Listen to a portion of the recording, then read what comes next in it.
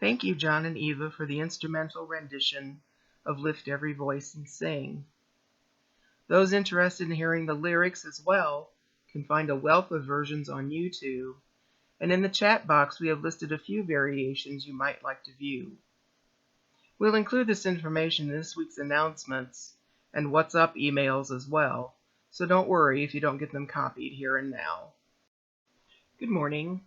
I'm Susanne Bounds, she, her.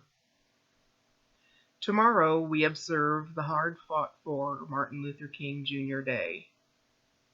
He is acknowledged with this day in his honor because of his courage, his unwavering intention to shine a light on the ways we as a country fail to manifest our stated ideals, and his unflagging persistence in acting on that courage and those intentions. He reminds us that, at base, the arc of the moral universe is long, but it bends toward justice. His life was aimed at helping us all live our better selves, pressuring the bend towards justice. On December 15, 2021, Bell Hooks, another remarkable human being who put pressure on the arc, left this world. I never did meet her, but when I heard the news, I felt punched in the gut, like I had lost a good friend. I remember how much her book, Teaching to Transgress, Education as the Practice of Freedom, influenced me as I developed as a college writing teacher. Looking at that book again upon her death, I realized it not only influenced my intention and action in the classroom, but also my intention and action in all areas of my life. If what I am doing is not in some way putting some pressure on the arc of the moral universe toward justice and the liberation of humanity, I am unhappy.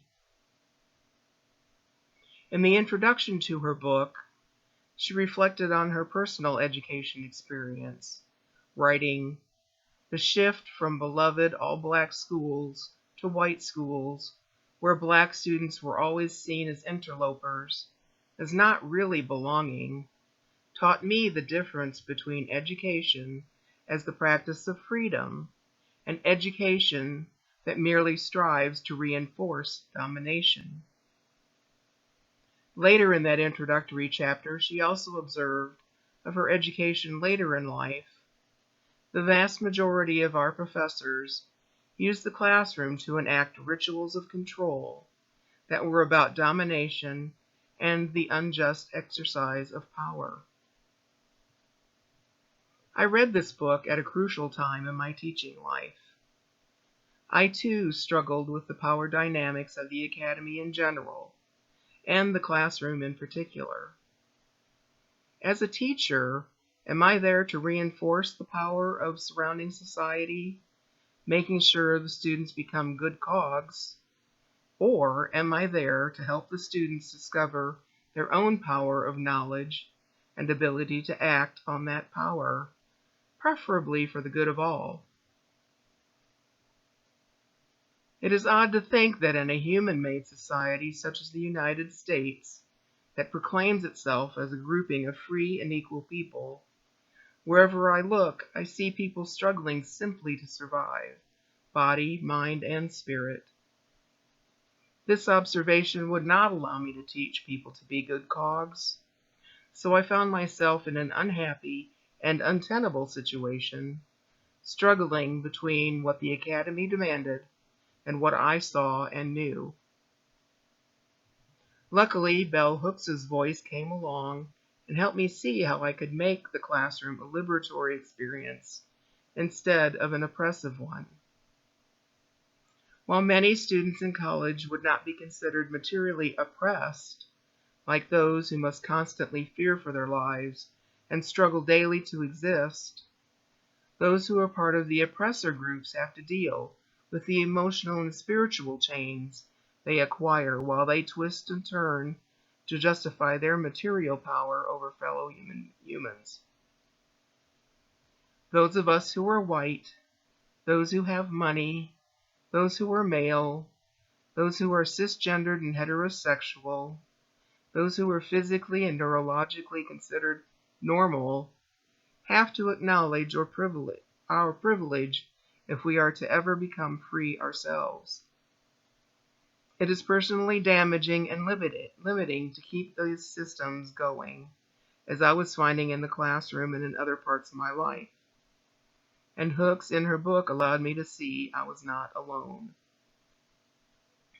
As Hooks says, we need to open our minds and hearts so that we can know beyond the boundaries of what is acceptable, so that we can think and rethink, so that we can create new visions. I celebrate teaching that enables transgressions, a movement against and beyond boundaries. It is that movement which makes education the practice of freedom. Even more importantly, her work gave me the courage to change things, to risk what I knew and fly into a different way of teaching. I emphasize the importance of each voice in the room, making my voice part of the learning experience, not the focus of the learning experience. I de-emphasize the role of judgment by focusing the learning on skill and understanding instead of grades. I opened the agenda of the classroom to student input. I did what I had to get things moving, but left opening for change as I found what worked for different groupings of students. I strove to make everything as transparent as I could, showing why we were doing something or learning something, even if my explanation had to be something like, it's just what your audience will expect. It's not inherently better, but it's what you do to play the game the best you can.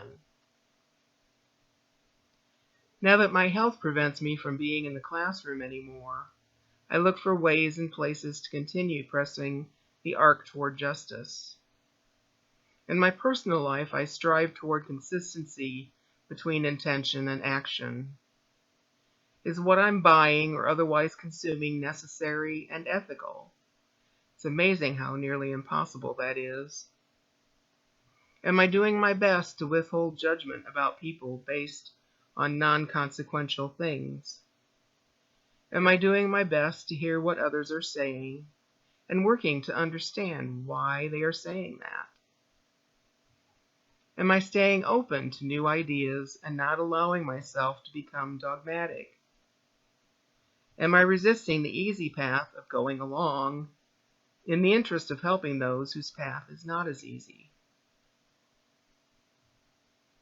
Many people use their words and deeds to work on bending the arc, since bending the arc is not something that happens in the natural physical world, but in the human world, as a result of what we all decide to think or do. Pictured here are a number of people living today who exemplify courage and intention that lead to actions that help pressure the arc, in whatever ways fit their talents.